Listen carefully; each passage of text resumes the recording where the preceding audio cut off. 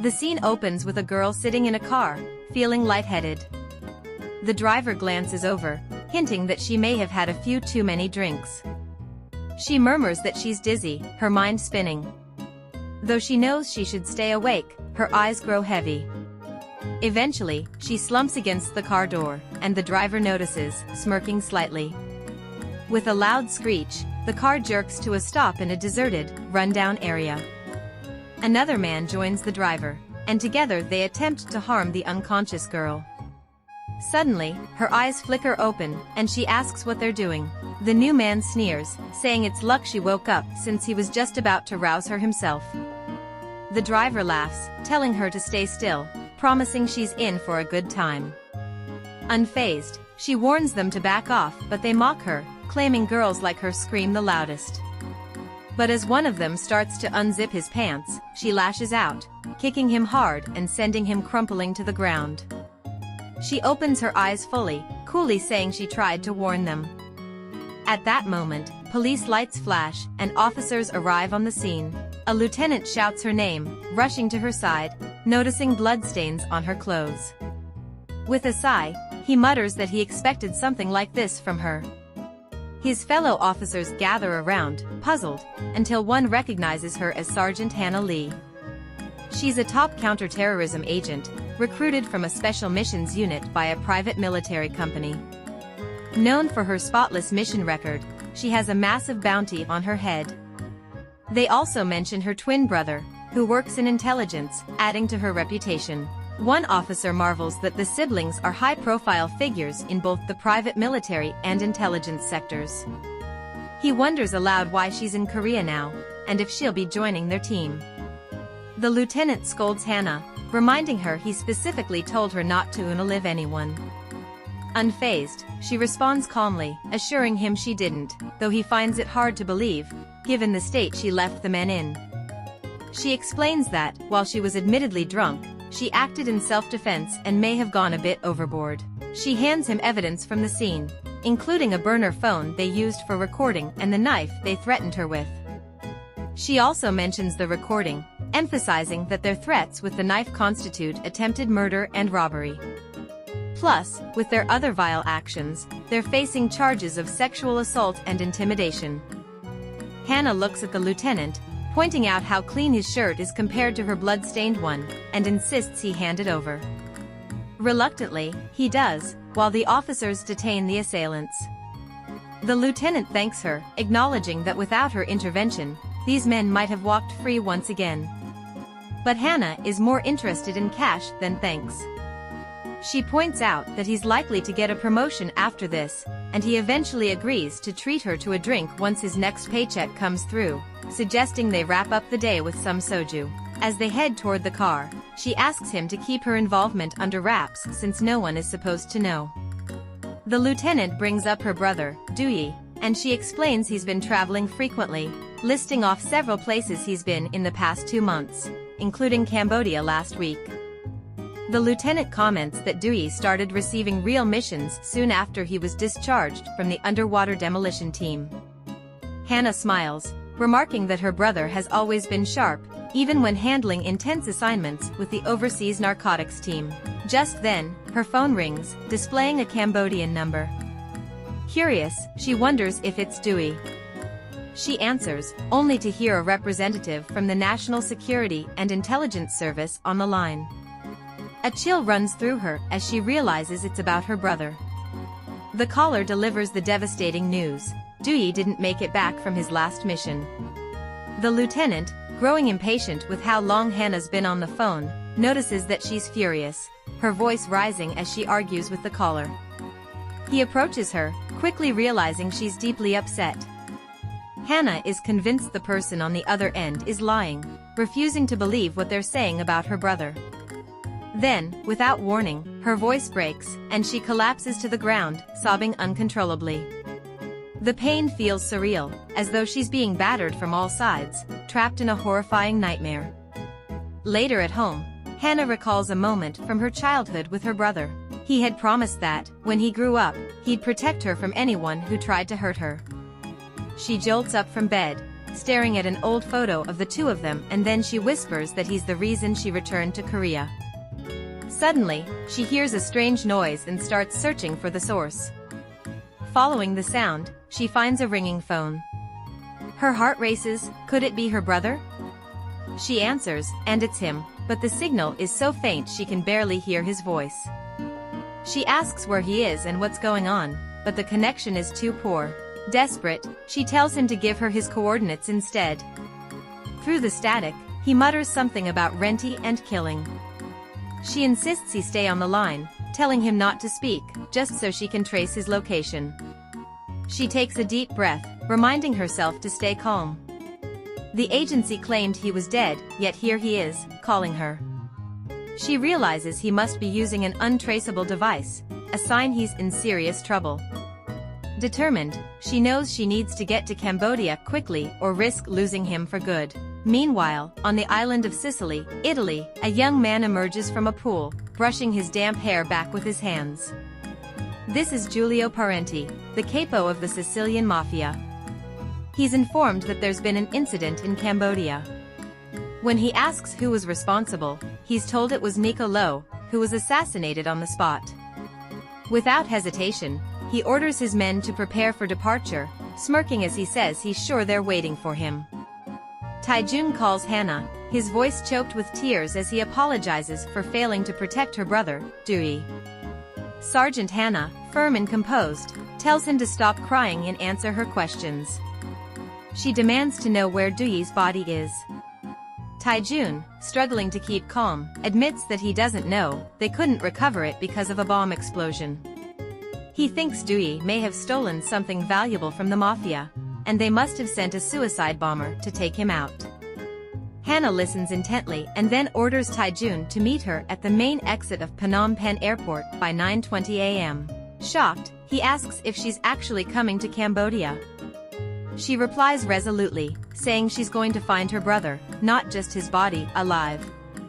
In the bustling streets of Phnom Penh, Hana waits for Taejun's arrival. He finally shows up and explains he's arranged a tuk-tuk for their transportation. Taejun Choi, a member of the National Security and Intelligence Service, was Dui Lee's closest colleague. Hana asks him why he didn't bring his car, but he explains he's off duty today. When she questions him about visiting his office earlier, he stammers nervously, scratching his neck, and claims he had some urgent matter to handle. Eager to avoid further questioning, he suggests they leave quickly, complaining about the intense heat. Hana, however, seems suspicious of his behavior. Once they're in the tuk-tuk, Hana hands Taejun a phone, requesting the exact location where he last saw her brother. Taejun, visibly sweating, says it was about 75 kilometers north, near Siem Reap, in a remote village. Growing tense, he urges Hana to reconsider her involvement, warning her that things could spiral out of control if the intelligence service found out about her plans. But Hana is unfazed. She cuts him off and demands full details about Dui, his last mission, contacts, the type of drugs he was handling, what he was wearing when the bomb went off, and even the vehicle he used. Hana tells Taejun he's going to give her everything she asks for, or she'll show him what complicated really means. Reluctantly, Taejun agrees, but insists this will be the last time he's willing to help. Hana and Taejun are now at Dui's apartment, examining the contents of his fridge. Hana notices the familiar neatness of the apartment and the perfectly organized drinks, just like her brother. Yet, the idea of his death feels entirely out of character, and she can't shake her doubts. Taejun begins explaining that he and Dui had been tracking a new drug called Ka-947A, focusing on the Italian Mafia's role in its distribution. He tells her that this drug is especially dangerous because it can easily pass as a legitimate medical substance, unlike typical hallucinogens. Taejun confesses that he lost contact with Dui just before they were supposed to meet up at a location connected to the drug exchange. He went to confront Dui, only to find out that Dui had decided to go after the Mafia on his own, a risky connection Taejun says he would never have suspected. After hearing this, Hana is uncertain if she can trust Taejun. His earlier behavior and reactions make her suspicious that he may have already alerted his superiors about her arrival. She decides to keep her distance, using him for information on her brother but staying wary. Realizing that even her brother's apartment might be compromised, she turns the TV on at full volume to block any hidden bugs from picking up their conversation. Hana observes that Dewey, with his almost obsessive love for order, would never leave small details out of place. Whoever searched the apartment knew this about him but missed subtle cues, like the orientation of drink labels and the direction of clothes hangers. Determined to find anything her brother may have left behind, she heads to his room, where she spots a disguised projector he once showed her, a regular-looking lamp with a hidden purpose. As she wonders when he managed to set all this up, she realizes she'll need help and reluctantly considers reaching out to someone she had never planned on contacting again. Hana dials the number and waits. Logan answers with a cheerful tone, but she stays silent, hesitating. After a moment, he laughs and teases her, asking if she's called by mistake, just like she used to do with an old boyfriend. She skips any pleasantries, briefly asking about his well-being. Surprised by her sudden call from Cambodia, Logan questions what she's doing there, but she fires back, half-joking, wondering if he's turned into an ex-lover or a stalker. With a playful grin, he admits he's missed her and hints at his habit of keeping tabs on her. Finally, Hana reveals she needs his help. She promises to share details of her latest case in exchange, hinting it's something he'll enjoy. Intrigued, Logan presses her for more information, and she discloses it involves the Sicilian Mafia, specifically, Giulio Parenti. Logan agrees immediately and asks if she needs anything else, but she only requests her old supply of weapons. In the following scene, we're introduced to Valentine's Day, a private military company that specializes in high-stakes missions. There's nothing romantic about their work. When Valentine's Day targets someone, it means one thing: death. At the Valentine's Day safe house in Cambodia, Hana skids to a stop on her bike. Her former colleague rushes over and greets her with a tight hug, excitedly asking if this means she's rejoining the team. She quickly dismisses it, saying she only needs help, then asks about Logan. Her colleague, a little disappointed, mentions that Logan is inside and guesses about his sudden appearance. Moments later, Logan Valentine, the head of Valentine's Day, steps out. Hana shows him a recording she retrieved from her brother's apartment, revealing connections between high-profile criminals, the FBI, CIA, and the Mafia. It's clear that Giulio Parenti is somehow tied to her brother's disappearance, though officially, he's been declared dead in action. Hana suspects her brother was investigating both the Russian and Italian mobs.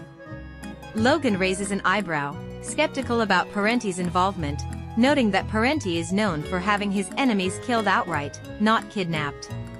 As they investigate, Hana explains that Parenti has been increasingly linked to Smith and Petrov since a terrorist attack in Chicago the previous year. As they continue watching the projector footage, Logan recognizes a familiar face, Mr. Kong.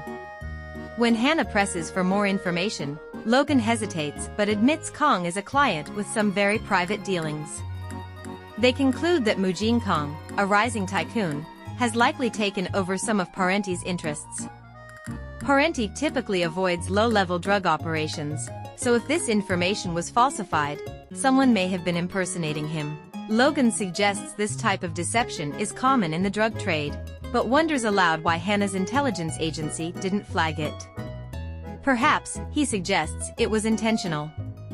At that moment, a man enters, apologizing for the interruption. He brings news they received that morning: Giulio Parenti's goods were stolen by Mesa, a powerful Cambodian criminal organization.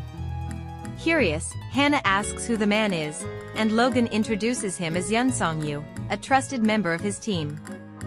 Curious about Eunseong's background, Hana gently nudges him, prompting him to smile warmly. He assures her he's ready to help however she needs during her stay in Cambodia, adding that it's always comforting to meet another Korean here. Meanwhile, back at the house, Taejun anxiously searches for Hana, his nerves fraying as he worries about her safety. Just as he's about to panic, she walks in. Frustrated, he scolds her for going out alone, pointing out the risks in the area. She brushes it off, grabbing a bottle of water, downing it in one go, and then slamming it onto the table. Concerned, Taejun offers to accompany her if she needs to go anywhere, expressing his fear for her safety if she continues wandering on her own. Hana leans against the table, her expression tight and focused. She admits there's a lot she doesn't understand about her brother's case, and about Taejun himself, despite their history. With a firm expression, she pulls out a gun, cocks it, and points it directly at Taejun, urging him to choose his words carefully. She presses him on his information, noting glaring gaps, particularly in the surveillance footage. She recounts how Dooyi was seen entering the building where the mobsters were gathered, only to be dragged out right before the explosion. She questions why the perpetrators showed her brother's face on camera if they intended to kill him, suggesting the footage may have been staged. She points out that the intelligence service's conclusion that Dooyi was dead was based on a video that wasn't even the original, it was edited. Turning her piercing gaze on Taejun, she demands an explanation. Stammering, he confesses they found a body wearing a damaged suicide vest, which made an autopsy impossible. They identified it as Dooyi's only because of a dog tag. Keeping her gun trained on him, Hana announces that from now on, he's an accomplice. She orders him to drop any surveillance on her, promising to believe his lies in return. She instructs him to tell his superiors she hasn't left Dooyi's apartment since yesterday. Reluctantly, Taejun agrees. Hana nods to Eunseong Yoo, her partner, who moves in quickly, incapacitating Taejun. With a quiet scoff, he remarks, "What a heartbreaking betrayal." Hana coolly replies that it's too early to decide, adding they'll see what comes of it. In the next scene, Hana is seen riding her bike. Eunseong, riding alongside, asks if she's planning to leave, and she explains that Logan gave her the coordinates to a safe house and hinted that the Cambodian syndicate might target it soon. Eunseong agrees, noting the strategic significance of the location, and advises her to lay low until they have more orders, as Parenti will likely retaliate for his stolen assets. Determined to get ahead of their enemies, Hana decides to scout out the safe house. Curious, Eunseong then teases her about her romantic life, asking if she's seeing anyone. She nods, and with a good-natured grin, he backs off, promising to stay out of her personal affairs. Bidding her farewell, he wishes her luck on her mission. As Hana speeds off, Eunseong watches her go, murmuring to himself, "What a shame." Arriving at the Valentine's Day safe house, Hana takes in her surroundings. The place is brimming with the echoes of past missions, each room braced for the next operation. Weapons are lined up, ready for action, and she wonders if she's truly prepared for what her brother has dragged her into. Desperately, she hopes he'll somehow let her know he's still out there. Her thoughts are interrupted by a call from Logan, checking in. She assures him that everything is eerily calm on her end, almost too calm. But then, a question that's been nagging her surfaces: is Eunseong Yoo really part of Valentine's Day? She noticed he wasn't wearing one of their distinct badges. Logan pauses, offering no direct answer, only mentioning a challenge related to someone named Lu. Caught off guard, Hana asks about Lu, a name she's never heard. Just then, her nerves spike as a man she's never seen, Lu himself, appears in the doorway. Instinctively, Hana reaches for her gun, aiming it at him. Calmly, Lu introduces himself as Edward Lu. Logan, still on the line, reminds Hana of his earlier warning about Lu's presence. Frustrated, she hangs up. With Lu's sudden arrival, Hana demands answers. He grins and says he thought she might need company. When she presses him, he admits he's got personal business in Cambodia and a score to settle with the Syndicate Mesa, a powerful Cambodian cartel. Not only did they steal from Parenti, but they also committed a murder tied to the Sicilian Mafia. Confused by Eunseong's involvement and Lu's casual attitude, Hana insists Lu stay out of her mission. Lu, amused, promises he won't get in her way, proposing they stick to their respective goals. She'll handle Parenti, and he'll take care of Mesa. But Hana's suspicion flares up. Grabbing Lu by his shirt, she demands to know if he's truly with Valentine's Day. Chuckling, Lu clarifies that he never claimed to be one of their agents, he only offered to help her during her stay. Just as the tension starts to settle, her phone rings again. Logan is back on the line, his tone urgent. He warns her that Mesa is on the move and will reach the coordinates in 3 hours. He describes an intimidating scene, a convoy of 40 heavily armed operatives, moving in a trailer, 2 shipping containers, and 6 trucks. Parenti has already caught on to their movements and is pursuing them. Hana realizes she's staring down a serious battle, and she's left with the daunting question, is she truly prepared to face this? An hour earlier, Hana and Eunseong were deep in discussion about their operation. Hana lays out her strategy to slip into the trailer and disable the front truck's tires. Eunseong, curious, asks if she plans to stall the entire group until Giulio Parenti arrives, and she responds firmly that she has no such intention and proceeds to detail her steps. First, she'll set off a landmine when Mesa's group appears. Amid the resulting chaos, she'll slip into the trailer, and from there, she'll wait for Parenti's arrival. Her goal is to use minimal force, creating just enough of a distraction to get where she needs to be. Listening to her plan, Eunseong urges her to stay safe, hinting that he's developed unexpected feelings for her, and then he encourages her to begin preparing. As they track their targets, Eunseong alerts her that Parenti is indeed with the convoy. After a brief countdown, they initiate the plan, setting off the first phase. But unexpectedly, they see signs of movement inside the trailer. Hana quickly climbs the trailer's exterior, slipping inside just as gunfire erupts. One of the men nearly overpowers her, but Eunseong intervenes just in time, taking him out. Hana thanks him for his help, shaken but focused. As they wait for their next target, Eunseong updates her, it's moving quickly, and a heavy collision seems inevitable. Suddenly, Hana overhears a man inside the trailer on a phone call. He's talking about how he regrets ever entering this deal with Parenti and seems uninterested in the merchandise. Just then, a violent crash shakes the trailer, throwing Hana off balance. Eunseong's voice crackles through her earpiece, calling her name anxiously. Hana, dazed, finally opens her eyes, removes her earpiece, and steadies herself, gun in hand. A man approaches the trailer door, and she aims her gun at him, warning him to stop. Ignoring her, he steps forward, pressing her weapon to his forehead, almost daring her to pull the trigger, saying he's been longing for death. Before she can react, he strikes her hard, and she loses consciousness. As she falls, he picks her up, muttering with dark intent that he'll bring her with them to see if she's of any use. Hana jolts awake, realizing her hands are tightly bound. Panic floods her, and she immediately begins to struggle. The man who had brought her in notices her movements and says, "You have quick reflexes." She looks up, her eyes widening as she recognizes him, it's Giulio Parenti. With a mix of fear and curiosity, Giulio asks who she is and if she had been waiting for him in the trailer. Hana admits she was, but instead of explaining, she slyly suggests he take off his clothes, hinting that she can't leave the bathroom in her filthy state. Irritated, he grabs her chin, asking if she's trying to flirt and questioning whether she expects to leave alive. Unfazed, Hana responds, hinting that he might need her help sooner than he thinks. In response, Giulio roughly pushes his fingers into her mouth, warning her that if she wants trouble, she should get used to this. He steps closer, invading her space. Suddenly, another man barges in, demanding to know why Giulio hasn't killed her yet. Giulio tries to explain, saying he was going to kill her since she admitted she'd come to kill him, but she kept making advances, and things escalated.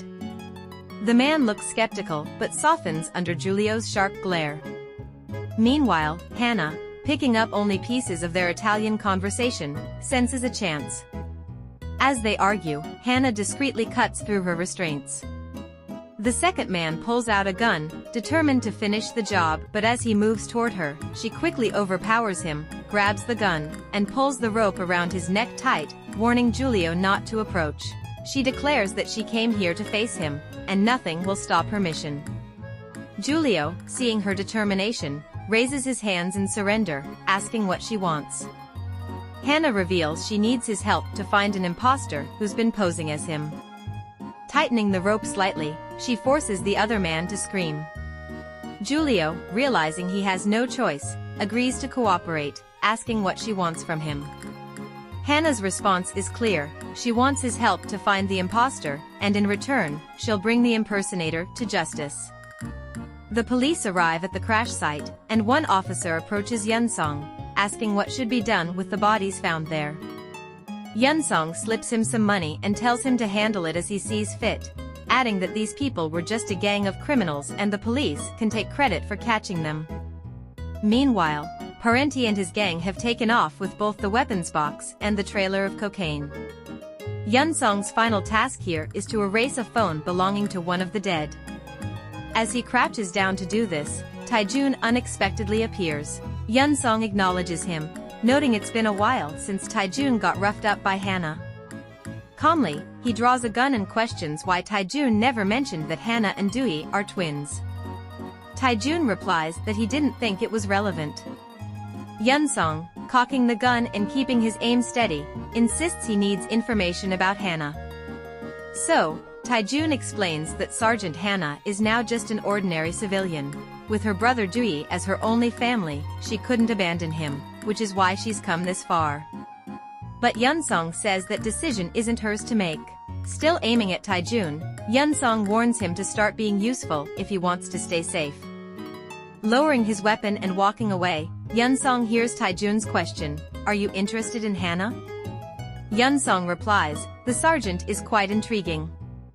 It's making me reconsider my plans." Back at Giulio Parenti's hideout, he asks Hana once more about her goal of capturing the imposter pretending to be him. He remarks that it might be too late, since the people from Mesa were killed by a sniper. Frustrated, Hana complains that she never got the chance to question them. She reveals that her brother has been tracking the imposter, and by working together, they can discover who's really behind all this. She mentions a rumor that Giulio ordered a hit on a Korean intelligence agent, her brother. Shocked, Giulio asks if that means her brother is dead.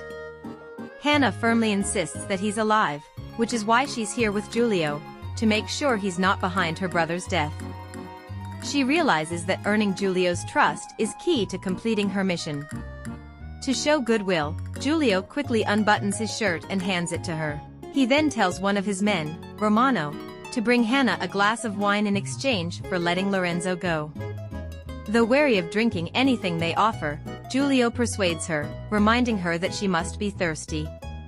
Despite her dry throat, she's suspicious, wondering if the drink might be poisoned or drugged.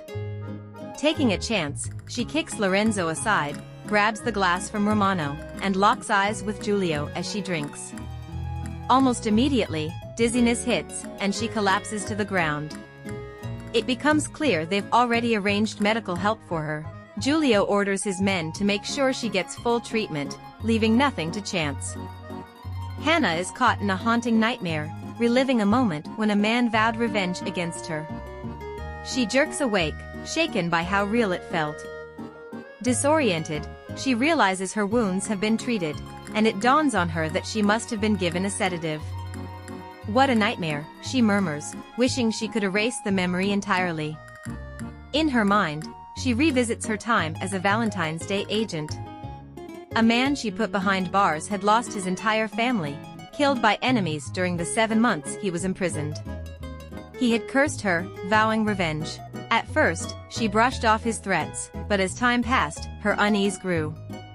She began checking on her brother daily, making sure he was safe. Eventually, she heard that the man had been killed in a revenge scheme, and for the first time, she felt relieved to learn of someone's death, a moment that forever marred her sense of dignity. Now, the nightmare has brought it all back. Determined to keep her brother safe, Hana decides to stay focused. But first, she needs food before she can form a plan to persuade Parenti. Rising from the bed, she considers her situation. She knew Parenti would be a difficult opponent, but his level of instability has surprised her. She's baffled about why he's kept her alive, as he doesn't seem ready to accept her offer.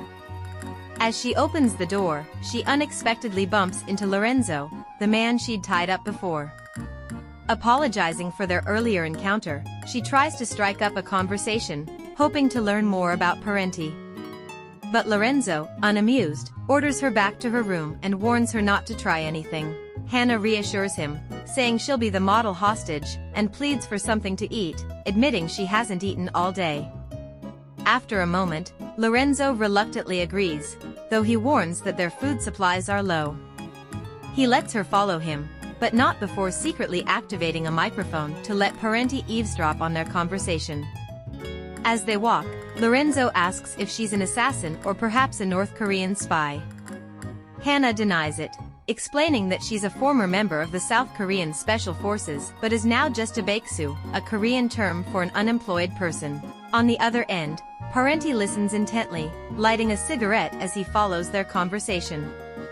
Just then, heavy rain begins to pour, and several cars arrive, signaling the arrival of new players in this unfolding drama. Want us to continue this story? Let us know in the comments. And please don't forget to like, share, and subscribe. See you in the next one.